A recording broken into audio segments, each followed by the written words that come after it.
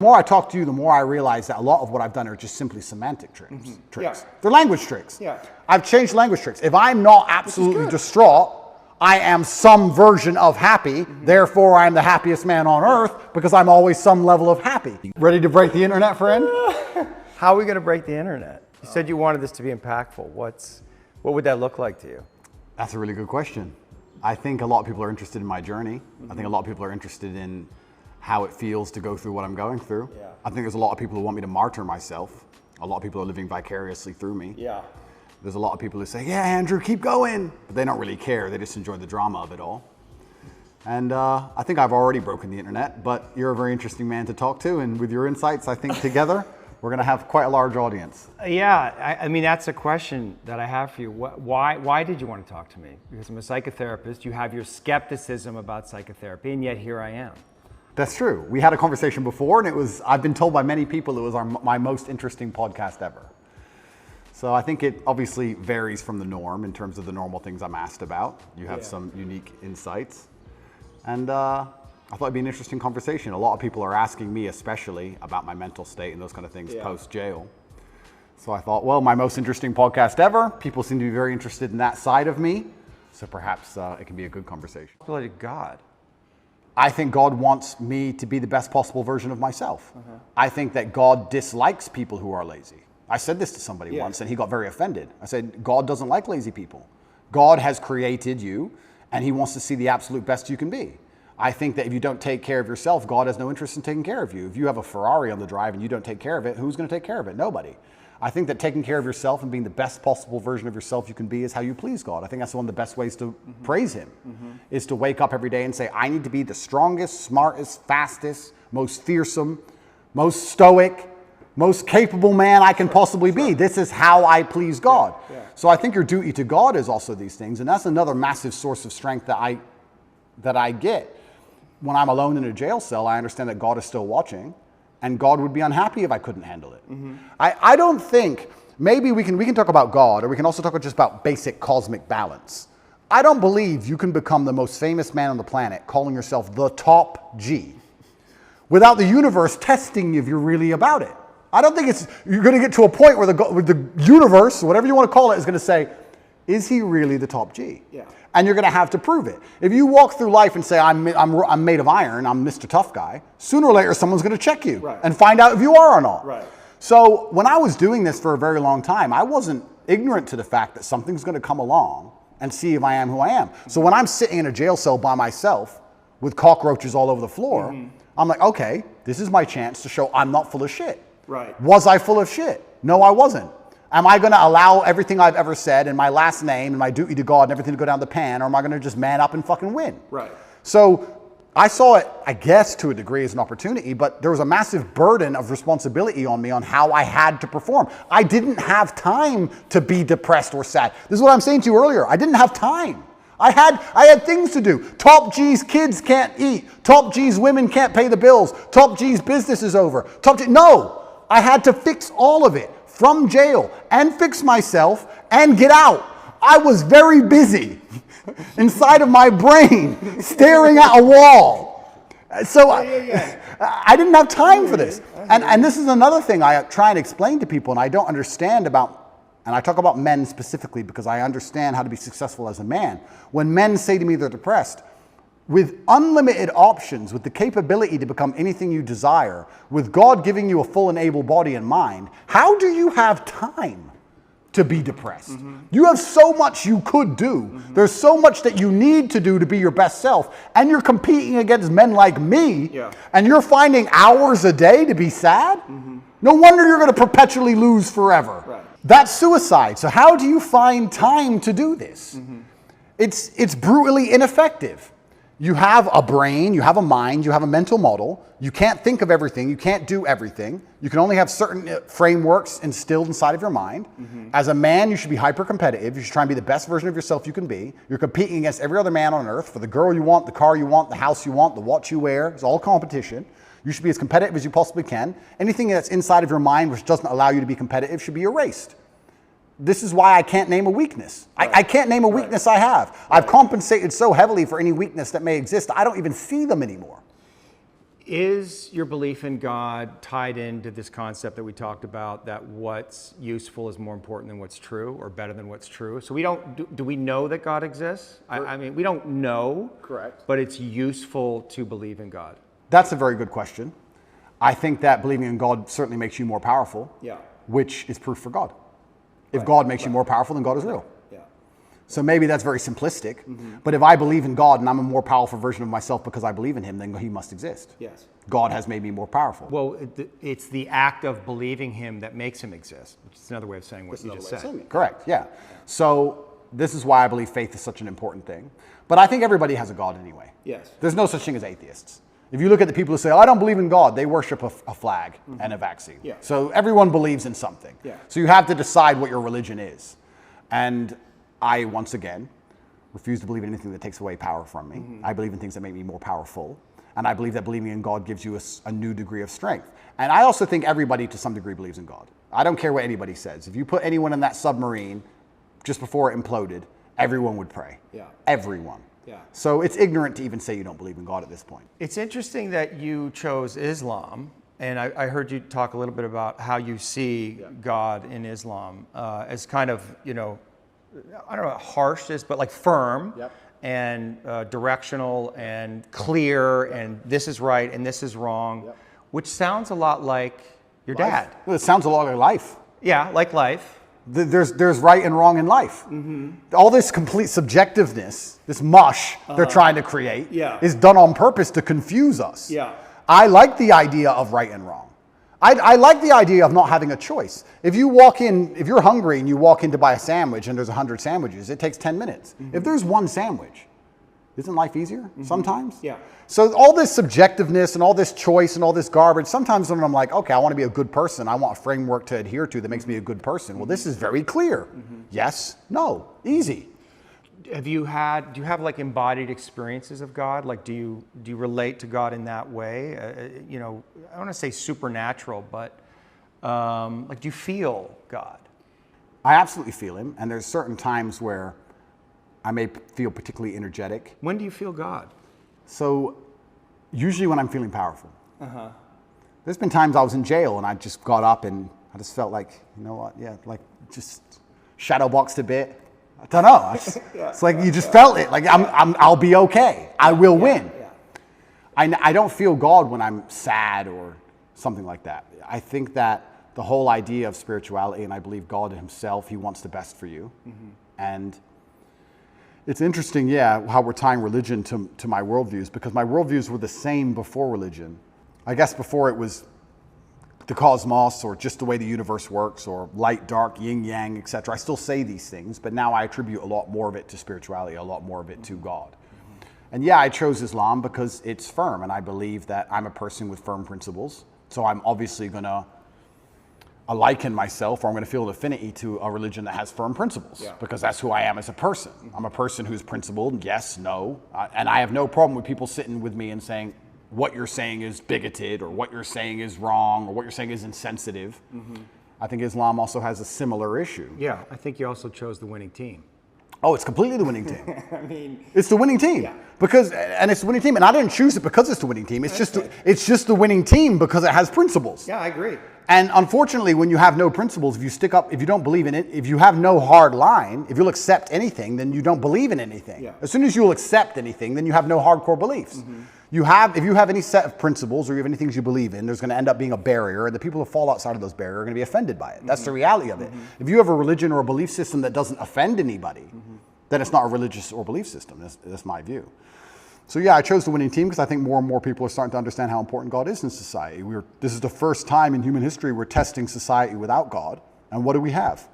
We have evil. Yeah. We have Satanism. We have degeneracy. And I think that most people are starting to understand that God is really needed. When I was young, I used to make fun of Bible bashers. Let's make fun of them. And now I'm like, we need more. Where are they? We need more Bible bashers. So, and I guess I certainly feel more powerful since I've reverted, but I always felt powerful anyway. But I guess now, instead of just believing it's the cosmic nature of the universe, or let me change that. I always felt a strong affinity to my last name and my ancestors. So I always had to a degree, a spiritual aspect to where I got my strength. I always felt like, well, my dad is watching me. Or my ancestors tried very hard for me to be born, so I can't disappoint them. So I've always had this spiritualistic side. Like, imagine the disappointment my ancestors would feel if they fought saber-toothed tigers and survived World War II and went through all the garbage they went through just for my father to be born, and then he suffered like he suffered to raise me, for me to be raised and become the most famous man in the world and call myself top G and then cry when I went to jail. What am I? What kind of bitch? What am I going to go, wah? No, I go to jail with my head held high, and if they put me in jail for the next 20 years, I'll walk in there with my head held high. And if anybody sees me, I'm not going to be a broken man. I refuse to be a broken man. It's disrespectful to everybody who ever died or tried hard for me to be raised, for me to emerge from this difficulty as a broken person. That's absolutely and utterly selfish. When a man sits and says to me he's broken or he's depressed or he's sad, etc., that's selfishness. You have shit to do. And you have people to be respectful to, including people who are no longer here. I don't have time. They can put me in solitary confinement for 20 years, and when I walk out of there, and the first podcast I do, I refuse to be called broken. I refuse. And that's because I feel like I had a duty to my ancestors, and now I feel like I have a duty to my ancestors and a duty to God. So I've always felt that. And I assume you feel like you're fulfilling your duty, that your father would be proud of you? I absolutely believe he'd be extremely proud of me. I think I'm doing the best I can possibly do. And there's something that people say, you tried your best. And that's true. But a lot of people overuse it. People say, oh, well, you didn't get it, but you tried your best. 99% of the time, they didn't try their best. People don't actually try very hard for things anymore. I am truly, genuinely trying my best. I don't waste a minute of my day. Before this podcast, as I set up cameras, I'm working. I don't waste a minute of my day. I do not miss a training session. I do not miss an email. I do not make mistakes. I'm on it. So I'm trying my absolute best. If I fail, for the first time in human history, then I failed. But at least I get the satisfaction in my heart of knowing I actually really tried my best. Most people don't get to get that satisfaction because they know deep down they could have tried a bit harder. Whereas if I end up in jail, I'll be like, Andrew, you did everything you could have done. So that gives you a level of peace. I did my best. My ancestors are proud of me. God is proud of me. I did my absolute best. I couldn't have possibly done better. And I got hit with a lucky punch, and that's life. And all I can do is just smile regardless. Are your oration skills, is that an art, do you think? I think that if you don't have the ability to make other people understand exactly what you think, that you're going to struggle. But is it an art? Like when I watched you with PBD and you got in these zones, and you do it all the time. I mean, you're doing it right now. You get in these zones where it's just like you're just flowing. I mean, it's almost, you can say it's a God state, right? It's a flow state, and it must feel really good. It does. Yeah, it feels good that you never run out of things to say, and it feels good that I already have 10 things I want to say lined up before I say the first ones. And you know how to say them perfectly, and your voice is clear and resonant, and you're embodied in it. It's a skill. It's a skill. Well, but it's almost like an art, because I was watching you and I was thinking, this is like watching, Charlie Parker play the sax or Michael Jordan play basketball. I mean, you really, and people might say, oh, those are exaggerations, but I don't think so. I don't know that I've seen somebody who's able to do what you do. But that's emotional. So we'll talk about how I'm actually quite a sensitive person. Yeah. I think the reason people believe what I say is because they can feel that I feel when I talk. Yes. And it's because I feel things. Yes. So I'm not a cold person at all. I'm just a person with a lot of emotion that I try and control and channel in the correct directions. But I think that, yes, it's a superpower to a degree. Well, I think that's why one of the reasons that people are so drawn to you, because you let whatever wants to come through. And it's also why so many people hate me. Yeah, of course. Yeah. Because there's no light without dark. Yeah. There's no joy without pain. You can't have a rainbow without little rain. That's how it goes. So I think that it's definitely a superpower for life. It's something I'd encourage every man to learn how to do. Yeah. It's certainly something worth practicing. It's the reason I don't learn another language, because I haven't mastered English yet. Right. So I refuse to learn another language. Yeah. I can't imagine me and my personality and Andrew Tate stuttering in Spanish. It just be like, what is this garbage? So I don't have time. So I will only speak English for the rest of my human years. That's it, because I have not learned every word in the dictionary yet. But yeah, I guess to a degree it's a superpower. It's extremely beneficial in all aspects of life, especially relationships. I'm not going to lie. I don't argue with women very often, because any woman who respects me and listens to me, I can very quickly and compendiously explain exactly why I'm correct. It's maybe the most powerful skill. The most powerful thing about it is there's two levels to it. One, making people understand exactly what you think. Yes. And the second one is making them think what you think. Right. And if you can do the second one, Do you like to make people think what you think? Because you have a lot of influence. Yeah. And that's got to feel good. You're influencing people. You have this worldview. It's a powerful worldview. It's got all these things, and so you want to influence other people in some way to adopt that. I think that charity, even of itself, I think charity is probably one of the most selfish things you can do, which most people say, I'm giving money. I give $25 million a year. There's a website, tatepledge.com, you can see it. And I feed children all across war-torn countries, mainly in the Islamic world and in Africa. Am I doing that for the children? Yes. But I also feel great. I feel good for doing that. Of course. Yeah. So it's not a selfless act. No, nothing selfless. Nothing selfless. And it shouldn't be. And it shouldn't be. That's right. So when I'm helping all these people out here, I'm not doing it because I'm some philanthropist. I feel good helping people and people sending me emails saying, you changed my life. I feel good about it. I'm not going to sit here and pretend I'm just Mr. Philanthropist and I just care about the world. No, I like helping people because I feel good about doing it. It makes me feel good inside, which is why I do it. So yeah, I use my power to feel good. And I think the easiest way to feel good is to make others feel good. I believe that humans exist that way, and I think that's why we're societal animals. Even in jail, when I felt my worst, my goal was to make someone else smile. Because if I can make someone else smile, I would smile. So if on my worst days, I was my most charming, my most energetic, my most interesting, my most talkative. Yeah. I was happiest on my worst day because I decided that's how I have to be to stop myself feeling bad, because I decided. I also feel like, it's kind of interesting. No one's emotionless, and I certainly feel things.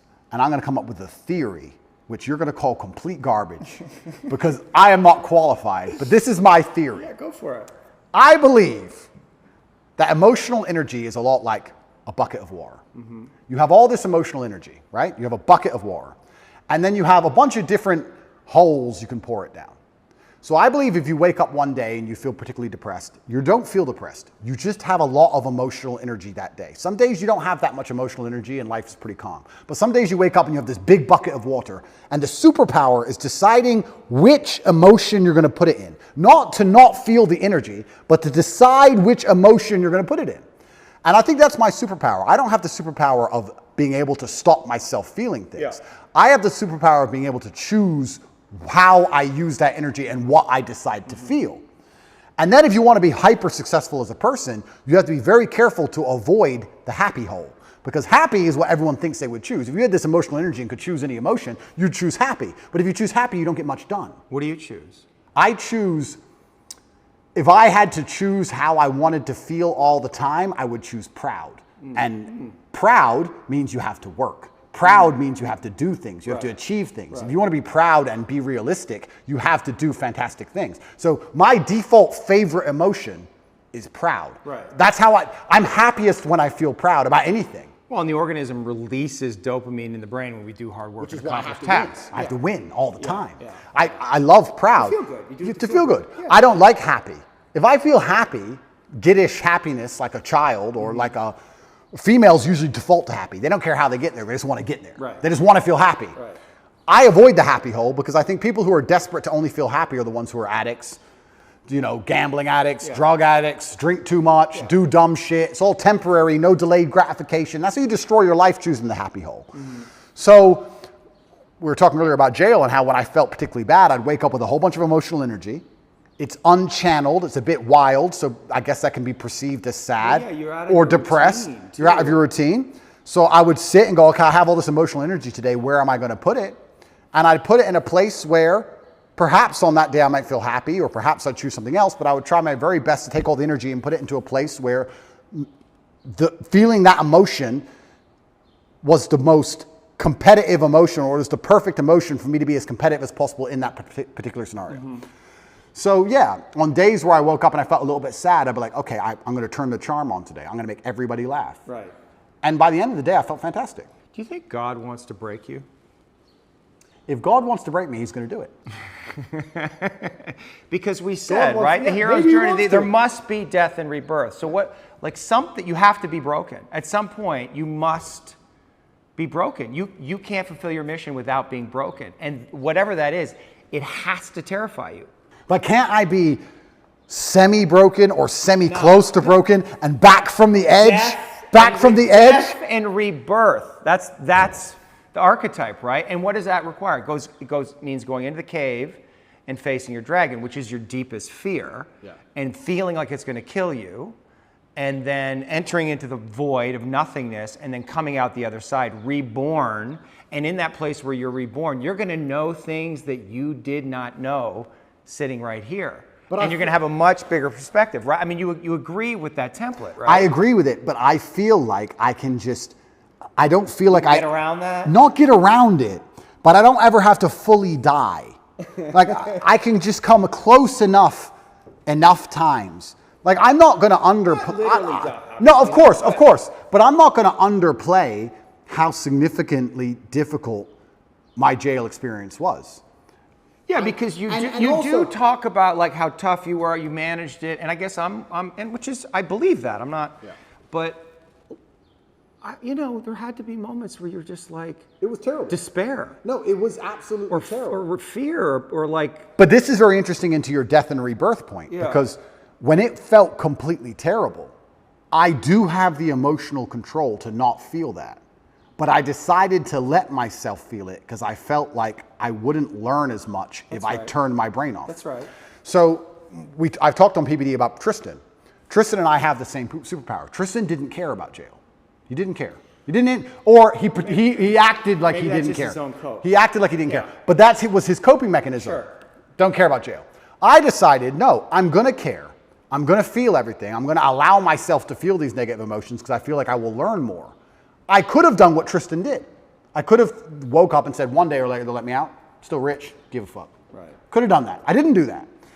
And jail, that's why he sleeps. That's why I have nightmares. Because I don't believe his jail experience was that traumatic because he turned his brain off to it. And that is a superpower. Yes. And I do have that power. If I went to war, I could go to war and watch all my friends be blown to pieces and still fight. Yeah. I would still be capable. I can turn my brain off if I have to, but I decided not to because I felt that feeling things would teach me more, which is why I'm kind of arguing your point about death and rebirth, because I feel like I don't have to fully break. I just have to get close enough to the edge to learn something and come back. Why not break? Because if I break, then there's too much. My empire might fall. Then you don't know. Well, exactly. You don't know. I don't know. And that's scary. It is scary. Yeah. So why would I? That's why you don't want to break. Completely. It's scary. I don't want to lose what I have. Yeah. Mentally, But physically, financially. Yeah, but that attachment, what would God say to that attachment? I don't want to lose what I have. But okay, I don't want to lose what I have because I also have a responsibility for others. Let me tell you something. If my mind broke and I couldn't come back from that. What's more important, your family or God? Does God want me to break? I don't know. You asked. You asked the question. And if he does, I will break. Right. Right? Well, but you won't have a choice. I won't have a choice. But jail itself was terrible. Like, we're talking about vulnerability. I can sit and explain all the things I struggle with in jail. It was absolutely terrible. And I think a lot of people who are watching this, I think they need to keep in mind, I wasn't in jail. I was in Romanian jail. What's the difference? Well, it's the poorest country in Europe, and it was built during communism, Right. and it's basically designed to torture you. Cockroaches, yeah. Yeah, I mean, it's not like jail, like we imagine jail. I don't want to insult the Romanian justice system. I don't want to insult any Romanians. I'm still within the confines of Romania, but I think most people at home understand what I'm talking about. I didn't have yard time. I didn't have any friends. I was in a room for 93 days. I did not leave that room unless I was being dragged to court in a language I didn't understand to be sent back to the room. Yeah, it was hard. I did a 4-day vision quest, 4 days, 4 nights, no food or water, out in the mountains, like in a restricted area, like just like a prison cell. And that took me to my edge. So I can't even imagine And yeah, 93 days. Yeah, I mean, it's terrible. And you don't know how long you're going to be in there for. Yeah. And you have no control over anything. And you don't sleep very well. People think you just sleep it off, but you can't. The jail is very loud. There's a lot of distressed people in there, a lot of upset energy of people. the place. The energy is sad. Yeah, it's a bad place to be. But I knew that my only option was to deal with it. So I knew that not handling it wasn't an option. So if not handling it, it's not an option, the only option left is handling it. So you just have to find the best way to do it. Yeah. And I certainly allowed myself to feel a lot of emotions in there that I could have probably blocked out so that I could learn as many lessons as possible. And I've learned a lot of things. But I would say that I mean, all in all, I understood as a man, you need to have a strong body so you're not attacked by anyone else, and a strong mind so you don't attack yourself. And I think jail in many ways is just pressurized life. And if you feel a little bit angry outside of jail, you'll be very angry in jail. It's pressurized life, and you can't distract yourself with anything. Most people, if you feel angry right now, you're like, oh, that pissed me off. And then you get on your phone and talk to someone else about something else. You distract yourself, but you're left alone with your thoughts, and you can't distract yourself. And God decided to put me in there to learn some things. And I think it just confirmed a bunch of things I already knew. And I think it was a chance for me to prove to him and to prove to myself I'm not full of shit. And I think that was... Did you worry that you were full of shit? Never. But it's good when you get tested. No, but this is actually the truth. Top G, right? It's a name, it's a nickname, blah, blah, blah, Top G. The basic premise behind it and why I'm idolized by all these young men especially is I'm Top G, the number one G, the guy who can do anything. He's the guy. I never for a second when I was saying it didn't mean it. I never for a second when I was saying it thought I was full of shit. So God was like, okay, let's find out if he's full of shit. Right. And I was placed there and I was like, all right, this is a chance for me to prove to myself and prove to God and prove to the man watching to the prison guards and prove to everyone else, my ancestors, that I'm not full of shit. I had a sense of duty in there and I feel like I performed it exceptionally. And it doesn't matter if they kept me in there for 3 months or 3 years or 30 years. I have to perform. That's who I am. And I will default to rationalizing, as you said, whatever it takes. I will come up with any rationale and I will say it in any way which is interesting and engaging and convincing enough to the outside world and to myself to install it in my brain that allows me to compete. That's just what I'm going to do because I don't want to lose anything ever. Yeah. And yeah, life, perhaps if we want to extrapolate this out, perhaps God's trying to break all of us. Maybe life is a big competition of who breaks last. I would actually argue, and I said this before, that the number one indicator of a man's success is his ability to deal with stress. I don't think it's IQ. I don't think it's physical capability. I don't think it's anything. If you take a man who can deal with a bunch of stress, he's going to be more successful than a man who can deal with less stress. How much stress you can put up with has a direct correlation to the kind of life you're going to live. Most people who want my life don't have my life because they couldn't handle my life. Yeah. That's why. They go, I want to be like Tate. I want fast cars and private jets and all these girls and all these kids and all blah, blah, blah. But they couldn't handle it. They couldn't deal with the pressure of it, which is why they'll never get there. Because even if they get anywhere near it, they'll have a mental breakdown. Right. So how big your life is and how successful you are in the physical realm is directly linked to how much stress you can deal with. And perhaps God's trying to break all of us. And he's trying to find all of our limits. I think most people at home watching this probably have something going on in their mind right now or something going on in their lives that might break them. Yeah. To me, it would be nothing. To them, it's a big deal. Yeah. So God's out here to break all of us, and I want to be the guy who breaks last. Well, maybe he's trying to make us stronger, give us tests to help us evolve, to help us grow, to help us know him more. Absolutely. So let's assume that's what God is doing. To a degree, he's trying to see where all of us would break. You have two responses to that. You can either be intimidated by the fact that God is out there trying to make your life difficult, or you can be excited by the idea of it and saying, this is my chance to prove myself to God. Right. Which is what I was saying earlier on in the very beginning of our podcast, why I've adopted the mindset where struggle is semi-exciting to me. Yeah. God is out here trying to ask me questions or put me through scenarios where I get to prove myself to him, and perhaps that's why all the bad things happen. Maybe that's why that girl left you. Maybe that's why he made you love her so much so that she could break your heart and fuck your best friend on purpose so that to see how close you could come to breaking. Maybe that's what it's all about. Well, maybe that's the fun of it. The mantra that I use is, yes, thank you. Whatever comes, yes, thank you. And yes is an acceptance to God, and thank you is gratitude for what's happening. And that mindset is a kind of surrender to God's will. Yeah. Do you struggle between, your will is very strong. Yeah. And I can feel the place where you like to impose your will in the world. Yeah. So your will versus God's will. Well, he'll win. Are you in a fight with God on some level, like not literally, but unconsciously, between his will and your will? No, I think I am doing his will. I think I am doing his will, which is what it takes to be truly successful in the world. I do believe that the moral arc of the universe does bend towards truth. And that's not my saying. I think that's Martin Luther King's. But I think that it bends towards truth and justice in the end. Mm-hmm. I think that the battles we are currently fighting in society, which look hopeless, in the end can be won. And I feel like I am doing his will by standing up and telling the truth. I think I'd have to be a complete coward of a man to end up having all of the masculine youth of a planet paying attention to every word I say, and then say, oh, but if I tell them good things, if I help them and help the world by extension, I might get in trouble. That'd make me a bitch, and that's not who I am. Yeah. So I think if you give any man worth his salt that degree of power and influence and responsibility, he's going to stand up and say, okay, this is how you should live as a man, and this is how you can make the world a better place, unless he's afraid of the repercussions by the evil people, by the people who are on the other side, who are genuinely evil and satanic, who are out to destroy good and truth. And I'm not a coward. I've never seen myself as a coward. And in fact, we don't talk about vulnerability. The number one thing I could never exist as is a coward. I think that's, you want to talk about my biggest fear, it would be knowing I'm a coward. Seeing myself as a coward and being very realistic and knowing I was actually a coward. I couldn't accept that because I feel like I would be disappointing all of my ancestors and God, and I would have been full of shit all the time I was talking. Now I'm a fake, now I'm a liar, and I'm none of those things. Right. When I say to the camera and I sit here and talk about depression not being real, I mean what I say because I've lived enough shit to tell you that if depression was real, I would have been depressed. And people know that, which is why they listen to me in the first place. I would hate to look in the mirror and know I acted like a coward on that scenario. I can't be that person. Right. So. Courage is the highest virtue, I think. You think so? Courage, love. Well, I like to think of myself as a man with plenty of love in his life and a very loving man. I also like to think of myself as an extremely brave person. I've never been a coward. And even just the idea of being a coward is enough to motivate me to do nearly anything. So if you were to try and, here we go, vulnerability. If you were to try and manipulate me, how could you manipulate Andrew Tate, one of the smartest people on the face of the planet? Well, you would have to try and convince him that it was the only brave act. That's how I could be manipulated. Interesting. Now, I allow manipulation to find out where my enemy wants me to go, use my mind to break the trap, punish the perpetrators.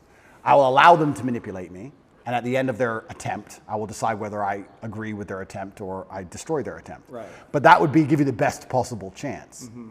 And I give you a perfect example of it. COVID, when on day one, when everyone got locked in their houses and they were talking about Italian hospitals being full and people were dying on the street in China, when everyone believed because it was brand new, day one, me and Tristan decided to fly to Sweden and just run around in nightclubs because it's the only open country. Did we do that because we have medical expertise? Did we do that because we were guaranteed to not get sick? Did we do that because we knew something other people didn't know? It was the brave choice. The brave choice is to go do something reckless. We might all die. Let's die in a nightclub in Sweden instead of dying in our house. So we always have chosen and defaulted to the brave choice. And part of me, maybe when we talk about excitement, I love when God or life or the universe or whatever you want to call it gives me a chance to be brave. I love when he gives me an opportunity. Here's your chance to be brave, Andrew. Here is your chance to show you are that guy. Here's your chance to have another story where everyone else would have failed, you would have succeeded. Here is your chance to win. I love that because, you know, it's easy to fly around on private jets and stay in 5-star hotels with a bunch of beautiful women and drive Bugattis around. Cool. But where's the point where I get to actually prove I mean every word I say? Right. So God gave it to me. So yes, thank you. I agree. We agree. Thank you. And if God decides I have to go back, then the best mental model I can have is not the Romanian system of justice is unfair. It's corrupt. I got too big. The Matrix got me. No, the best mental model is God wants me to learn something here. And he's going to teach me that through suffering. He's going to make this difficult, and he's going to make me feel pain, and he's going to make this as hard as he decides it needs to be so that I can sit here and learn things. So I'm going to go and sit with my cockroach friends, and I'm going to learn. I already learned things. I can tell you a bunch of things I learned. Even physical things. I would hunt cockroaches in the dark. At night, I would stand near to kill them. I'd stand near the wall and I'd measure out a palm strike directly, exact measurement, so I didn't hurt my elbow or my hand, to the wall. And I'd just sit and just wait. And I'd hear them crawling. And in nearly pitch black, I could hear one in front of me. Bam! I got to the point where I could kill them. Ninja for real. I was like, I'm learning shit in here. Right. So that was fantastic. I learned. Did you learn anything about yourself? This is again New information. That's all. I mean, you must have, right? I mean, you had a new experience, so there must be new information. I mean, you got tested, right? You're in jail, for fuck's sakes. Like, something must have popped into your mind. There must have been some revelation, some edge that you came to. It had to be, no? I'm exactly who I thought I was. I am 0% full of shit.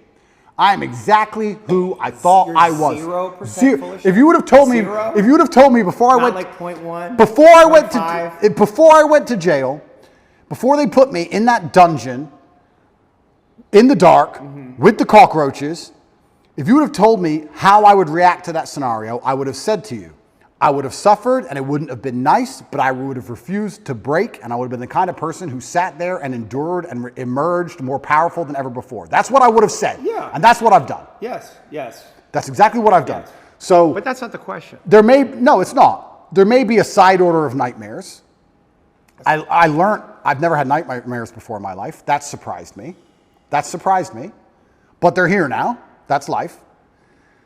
I learned that, I guess. I learned that when I got out of jail. I didn't have nightmares in jail, which is strange. I had nightmares when I got out. Maybe it's fear of going back. Don't know. Yeah. But what else did I learn about myself? I had already pre-decided and had already told the universe how I would act in said scenario. This scenario was not a scenario I hadn't discussed or didn't believe could happen to me. I had already analyzed, if this happens, what are you going to do? It was a pre-designated plan. And I just followed the plan I had already laid out for myself when I had already psychoanalyzed myself without my qualifications. I had already decided what I must do, so I did it. Yeah, yeah. And I was able and capable of following the plan and following through. Yeah. So I'm not a liar. I'm 0% full of shit. Right. I hear you. And if I was full of shit, I would Well, sit the here. nightmares, though, but there's something, and it's not full of shit, but just the something happened. Oh, completely. Right, because you're having nightmares now. So something is going on Yes. that you don't, like, Understand. that's all I'm getting at. That's completely true.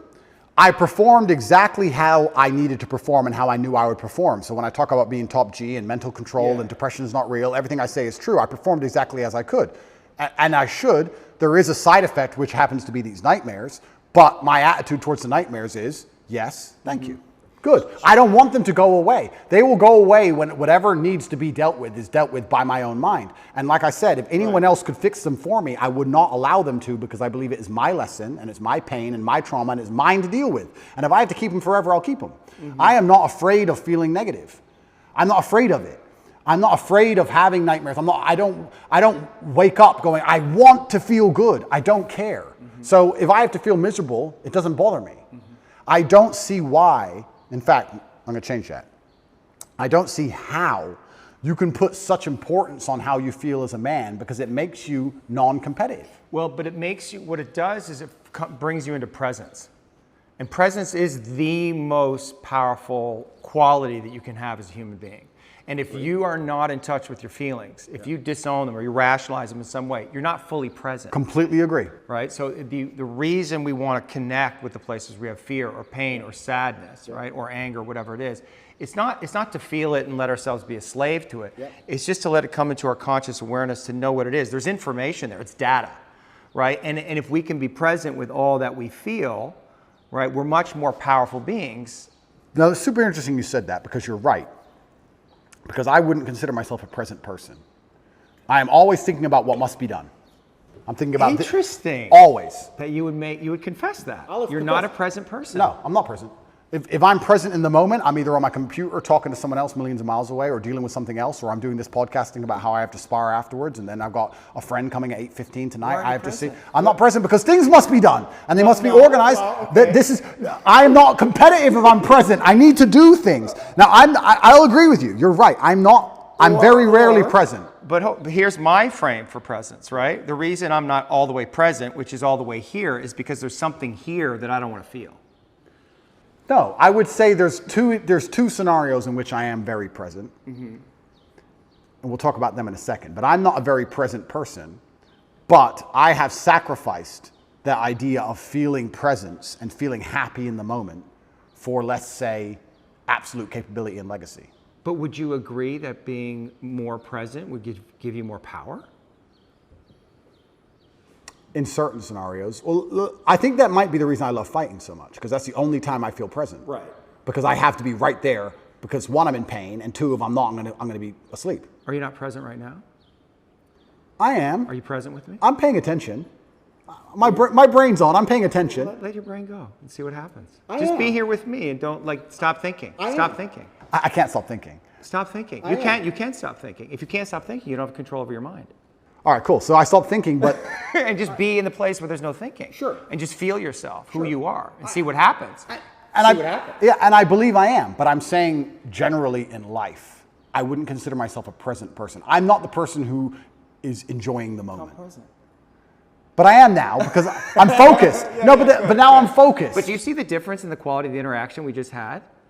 But what's it? Okay, let me ask Do you see the difference, though? I do. Yeah. And how did that feel? It felt fine. But what's the difference? Fine. What's the difference? But what's the difference? But weren't we more connected in some way? Isn't there more possibility to get to something deeper or something more truthful there when your mind is not constantly running? But I haven't lied to you. I'm not saying you've lied to me. Yeah. I'm not saying you've lied to me. I just said there's other levels, there's other layers, right? Is there? Is there?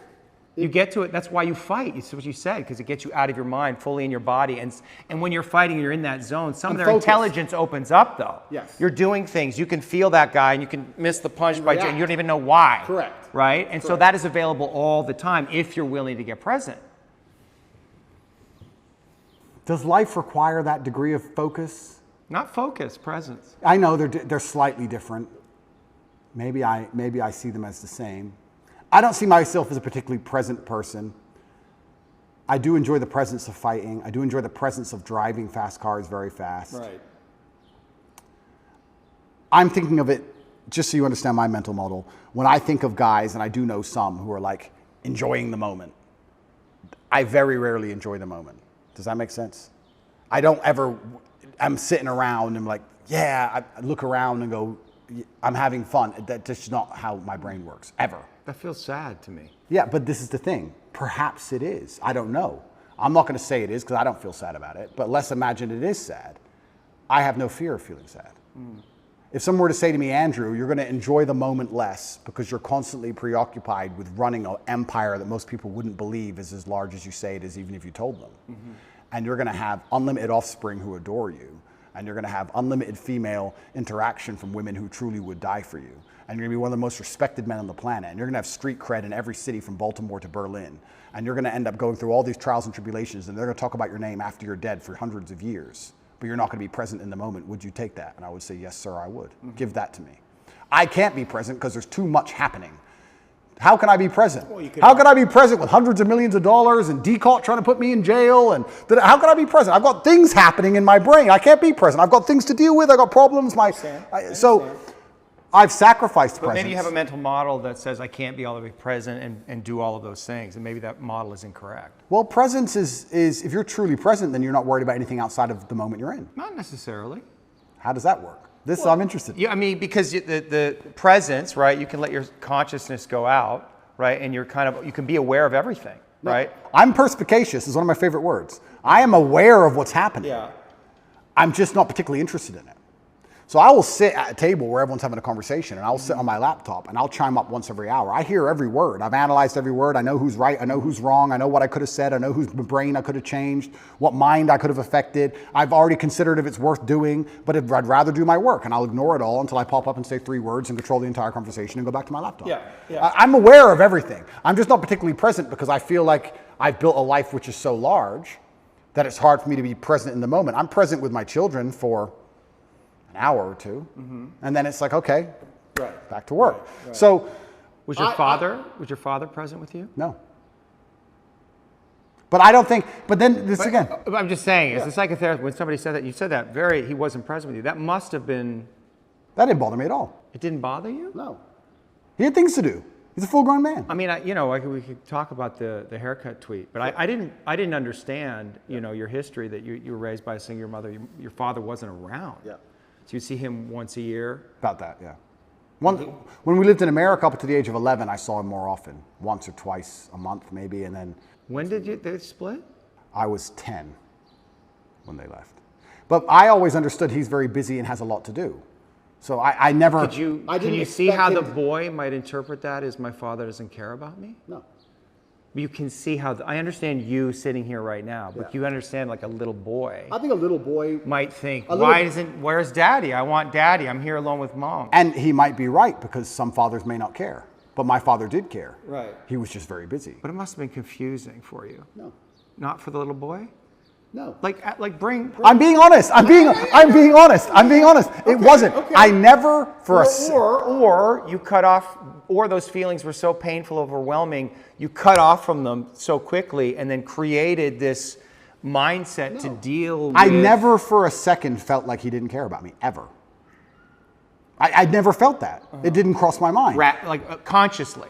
Consciously. But is it possible that unconsciously you might have a different belief? Son. And that on some level, some of what you're doing in the world is motivated by that, like wanting to win the love of your father? I think that is semi-true, but I'll tell you, I think that's fine. No. Fine. That's semi-true. Not a judgment. That's semi-true because I believe I have a duty to my ancestors. I don't think it's coming from a place of I'm broken trying to fix myself. I think I have the last name Tate. It was bestowed upon me, and I have responsibilities to live up to the last name Tate. Yeah. I do believe I have a duty to my ancestors.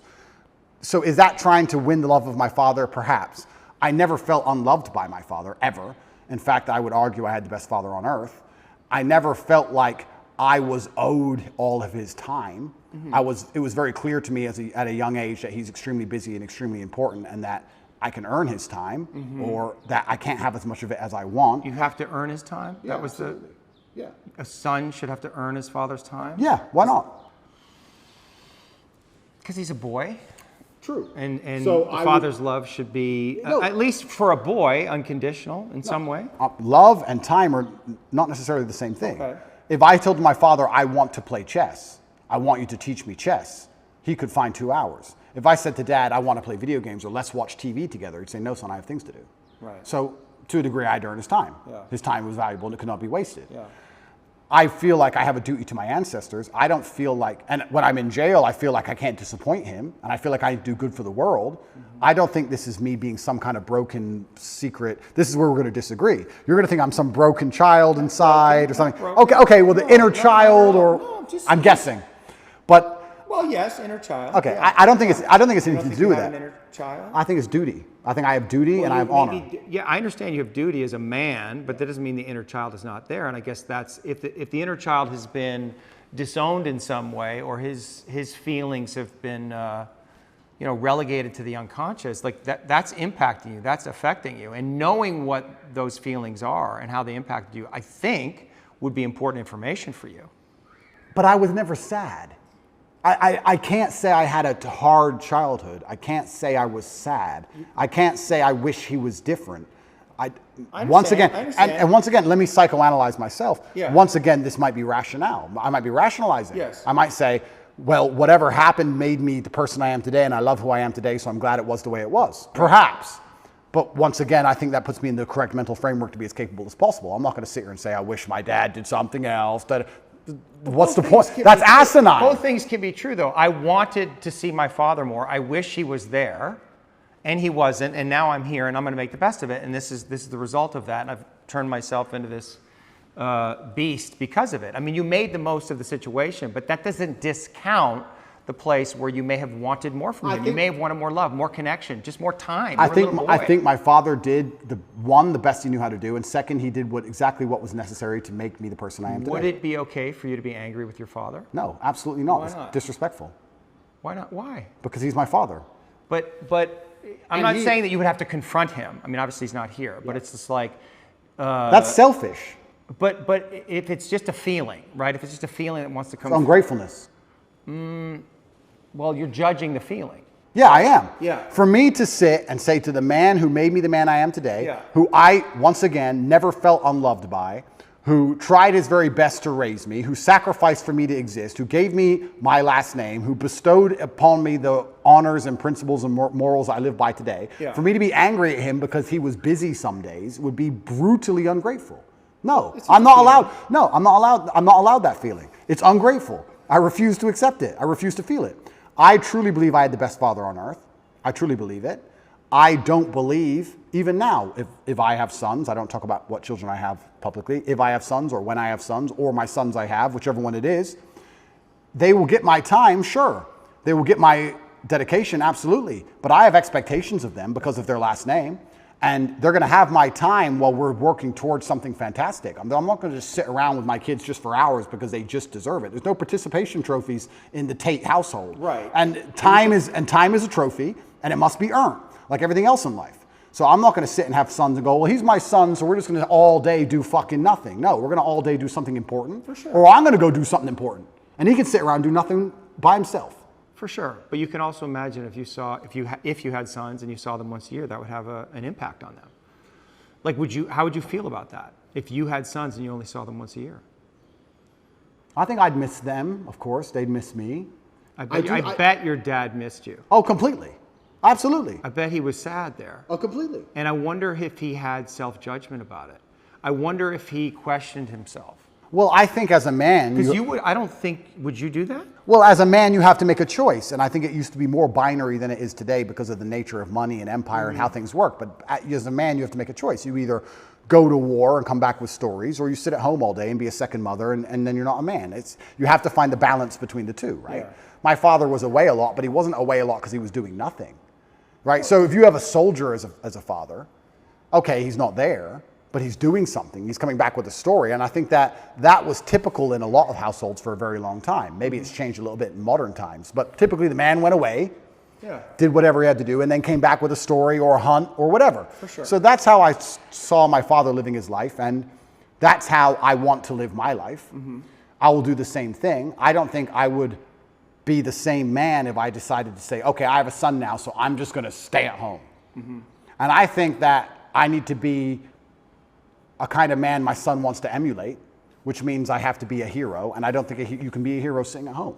So I think that I need to, he needs time, of course he does, but he also needs an example set, and that example must be set out there in the harsh, brutal realities of the real world. So, it's time. Now the argument is quantity of time versus quality of time. And I would argue that the quality of time I will give my sons is going to be much higher than another. You would want to give them that. Oh, completely. You'd want to give your sons more quality time than you had with your father. I'll give them the exact same amount as he gave me. Will you? But if I'm happy with Would you not want to give them more? I may want to. You wanted more. I didn't say I wanted more. Oh. That's smart. I didn't say I wanted more. You didn't? Yeah, no. You must have. No, I'm saying that. Boy wants time with his daddy. It has to be true. If I wanted it, I could have earned it anytime I wanted. Well... are you sure about that? I'm pretty sure, yeah. When we go, I don't know if we need to read the tweet, but it's like, your mom was pretty upset with him. So he was like, I'm not coming back here. It wasn't just about you, it was about your mother. Oh, completely. And I think my father sacrificed his marriage for us boys. Mm-hmm. He sacrificed his marriage and his relationship with my mother to ensure that us boys were taught the way he believed we should be raised. Mm-hmm. My mom was very unhappy with certain things he did, which he insisted on doing anyway because he saw his legacy in us as more important than his marriage with my mother. But I'm not saying, look, if my son calls me and says, I'm really upset, I need to talk to you, I'm not going to say, no, you can't talk to me. I'm not psycho, right? I understand all of these things. I'm just saying, obviously we're talking about a very general scenario. The general scenario is, I'm a man, I'm away at war, I come home with a story, or if I'm spending time with my son, I want us to be building him as an individual. I believe that the mother does a lot of the day-to-day keeping the child alive, changing diapers, feeding them, etc. And the man is the one who instills a lot of the mindset. And the man is the one who grows them in very important ways.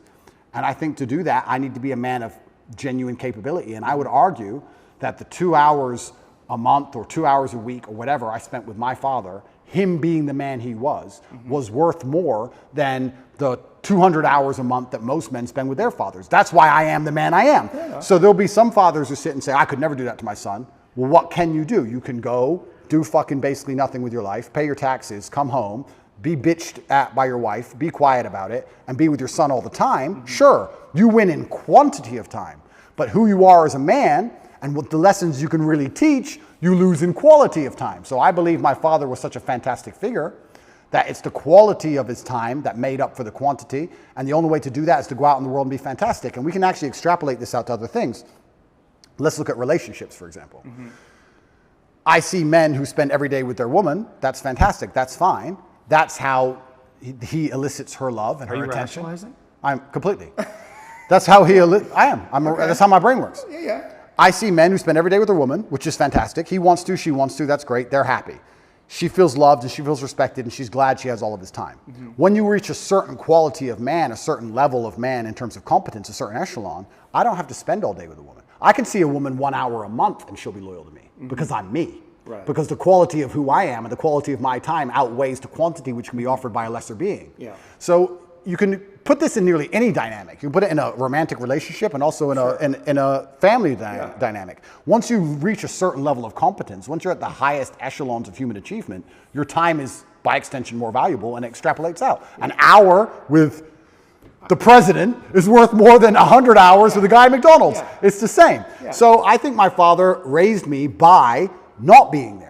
He raised me by being out there and doing so many fantastic things and being such a fantastic individual that I understood I had a duty to him and a duty to my last name, and I can't be his son and not be fantastic. So I think he raised me in absence. That's what I think he did. You're proud of yourself that you got there. You won that one. But I think no, he did. that's good. No, that's actually a fair argument. That would be the argument about God's will. That was God's will. Correct. Yeah. And so I have to surrender to it, and this is what it is, and my task is to deal with it. And maybe there are feelings you have about it that you don't fully understand, but that's okay. Yeah. You know, you're here now, and you're doing your thing, and you're living your life, and it's all good. Yeah. So let me ask you, and maybe this will be the last question. I can go forever, my friend, so you tell me. We'll see. And I am, and the reason I wanted to talk to you is because I genuinely did want to learn about myself. Yeah, I know. And I do like discussing these things. And like I said, I'm being as vulnerable as I can be. I'm not, if you feel like I'm shielding, I'm truly not trying to. Well, when we shield, it's so habitual, it's so quick, right? Our defense is, I mean, we become identified with our defenses, so we don't even know when we're doing them. That's true, but I also feel like the framework that I've instilled, the rational mind, everything is going through this filter. This is how my brain operates. My filter is brutal rationality. Yeah. That's the filter. So no matter what we're discussing or any conversation we're having, it has to go through this filter, and I end up rationalizing because that's the way I've always functioned. Of course. And so I can't turn off that. I can't start saying things that don't make sense to me. Yes, and what I'm also aware of is that I am bringing my own filter, and you're open to it. You're not closed off to it. You're listening. You're curious about it. So I sense that too, and I appreciate that. You know, you identify, you talk about yourself as a man of capability. Correct. Man of courage. Yep. Right. Man of action. Yes. Are you a man of love? I think a lot of those things come from love. Let's analyze this. I think a lot of those things come from love. I think it's very difficult to do nearly anything important if it's not, perhaps to a degree, driven by love or the desire for love even. I think the reason a lot of men want to become rich is because they want to feel loved or feel important or to matter.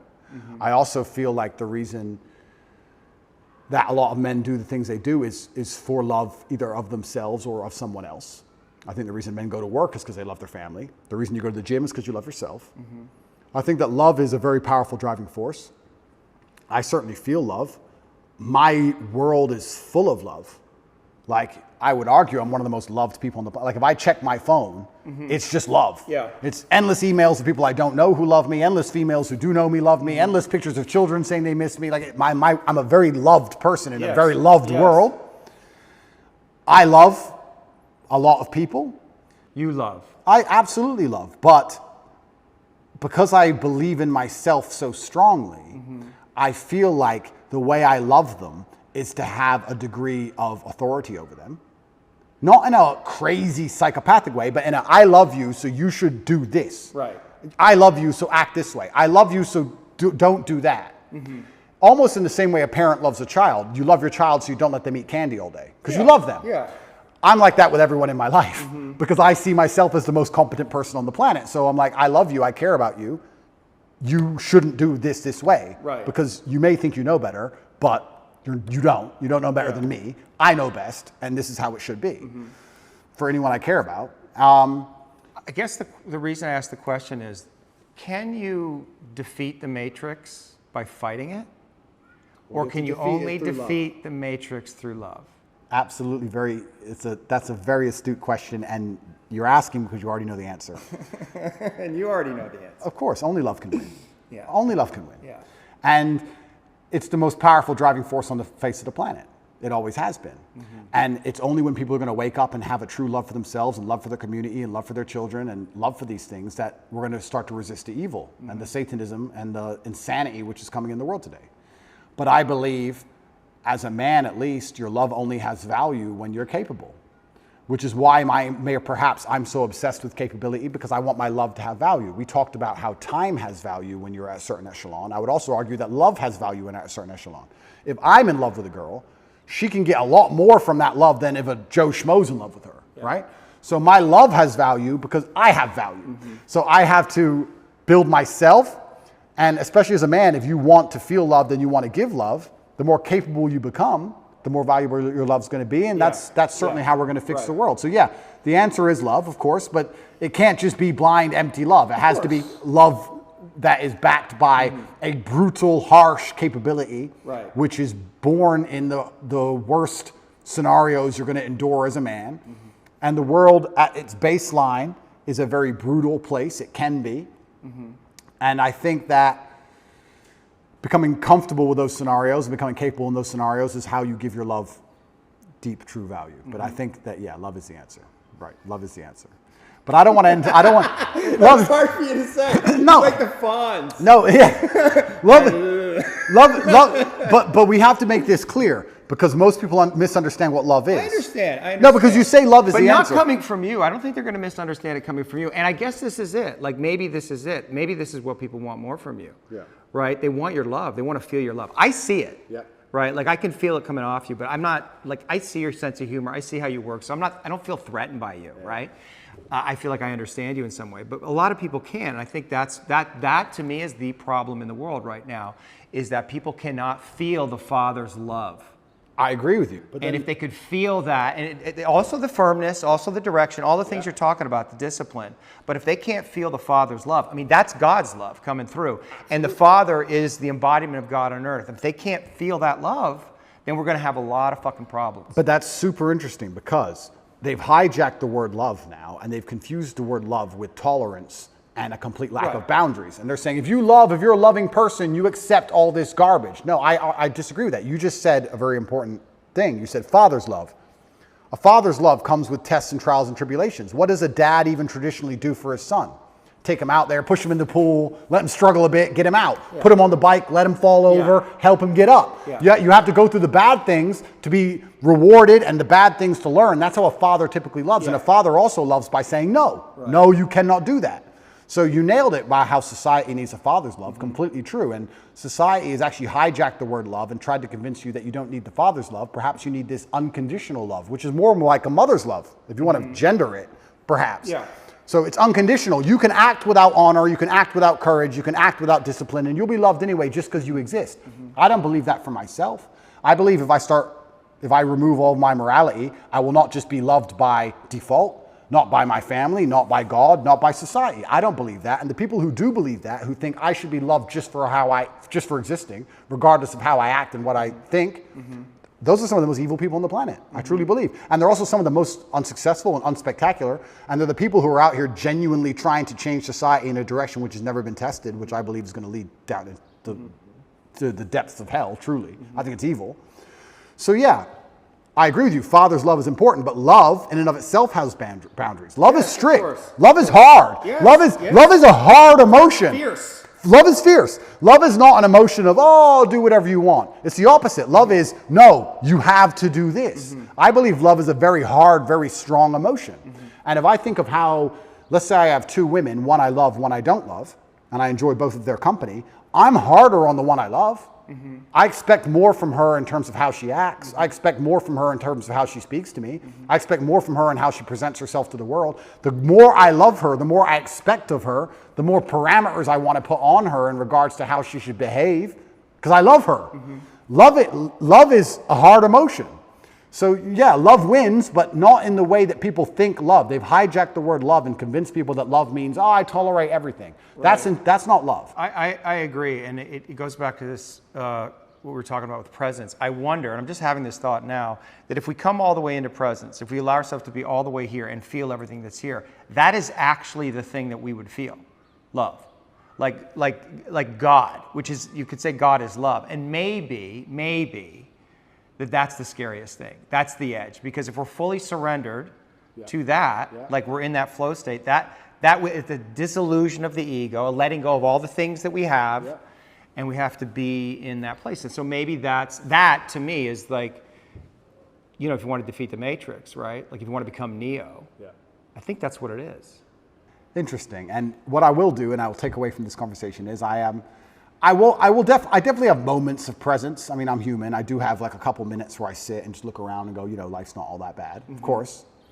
But I will perhaps try and dedicate a little bit more time. Maybe I can I'll see if I can allocate 3 minutes instead of 2 towards presence and see how that makes me feel overall. It's interesting that you said when you're present, you feel love. I actually completely agree with that. I can't think of a time I've been present and felt anything other than gratefulness. Just to look around and go, you know what? Everything's fine. In fact, even in jail that happened. Even in jail, I had moments of presence, and I looked around and go, this is not nearly as bad as like the media is saying it is, and the women on the phone are crying, and everyone's panicking. You know what? I'm not in a trench. I'm probably not going to get blown up. If a fire started, could I get through that steel door? If anyone could, it's me. I'm not on a submarine in World War II. There's no depth charges. I'm not in a car crash. It's fine. Cup of tea. It's fine. I did have those moments, right? So when you come to a moment, when you come to a moment of presence, even in a terrible scenario, it often ends up love. You're right. And I certainly have felt them, and I certainly could do it. My rationale would be, my argument would be, does that make me more powerful? You're arguing it does, and maybe perhaps I need to try it. Whereas I would typically, up until this conversation, I would say, I don't have time for that. I have things to do.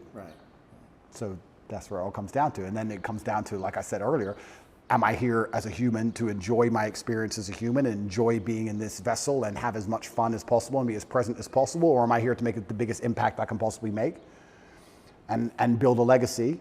And of course, probably like most things in life, the answer is somewhere in between the two. It's probably some balance. Perhaps I'm slightly out of balance, and that's why I am living the life I am. But I'm not unhappy with it. And if I was unhappy with it, it wouldn't change anything.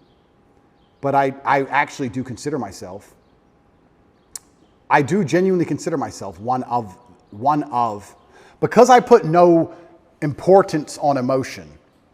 And when I say that, I try and make people understand that when I say no importance, it doesn't affect how I act. So I don't see the point in talking about it, or I don't see the point in even acknowledging it, because it doesn't affect what I'm going to do for the day. So who cares, right? It doesn't matter if it's sunny or raining. If you're going to go to work, you're going to go to work. So why talk about the weather? So I don't put any importance on emotion. But I would actually call myself one of the happiest people on earth, not because I'm particularly happy, but because I'm just never sad. So if it's never dark, it must be light. If it's never cold, it must be hot. So when I will say I'm one of the happiest people on earth, and people think, oh, he's happy all the time. No, I'm just never sad. Never. So if you're never sad, you're always happy. Another thing I'll actually argue, not getting out of this early, not getting out of this easy. I thought I got away with a win there. I would actually argue that... Why are you arguing? What are you arguing? Because maybe you won't disagree with me. Okay, I would also like to, I will just explain. When we were talking about how I've built my mental model and how I rationalize everything, one of the things I've done when I rationalize is I've changed the boundary of what I believe happy to be. So let's say happiness is this line on this table, right? Most people, this is the full spectrum of human emotion. This is absolute distraught because your parents just died. And this is extremely happy and giddish and you're laughing and jumping around like a child for whatever reason. Most people would probably put happy somewhere up here near the top. Whereas I've just changed that bar. And I've just said, unless I'm truly distraught, unless I'm actually at the point where I can barely speak, let's move happiness down to here. Unless I'm truly distraught and something really bad's happened to me, I've already passed the threshold and I'm just a different level of happy. Now, the more I talk to you, the more I realize that a lot of what I've done are just simply semantic tricks. They're language tricks. I've changed language tricks. If I'm not absolutely distraught, I am some version of happy. Therefore, I'm the happiest man on earth because I'm always some level of happy. It's semantic tricks, but if it works, I mean, it could be a cheap language trick, but if the cheap language trick works, then it's more than a cheap language trick. Yeah. So I've also changed what I believe happy to be. I think that there's probably 5 or 6 times in your adult life you're going to be unhappy, and the rest of the time you're just a different level of happy. Maybe less happy, more happy, but you're all at some point of happy. If you can speak, you're happy enough, because when you're truly upset, you can't even talk. That's what I believe. Is that enough? Is that all I have to say?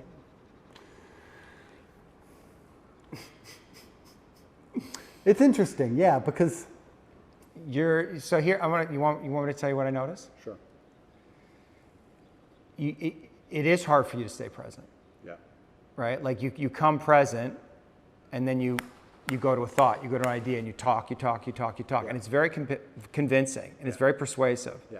And you're asserting your worldview, your frame of reality, which, but like sometimes like I lose you there. Yeah. Like I'm like, where are you? Like there's words, but I can't feel you entirely. I understand. You know what I mean? And I want to like feel you more.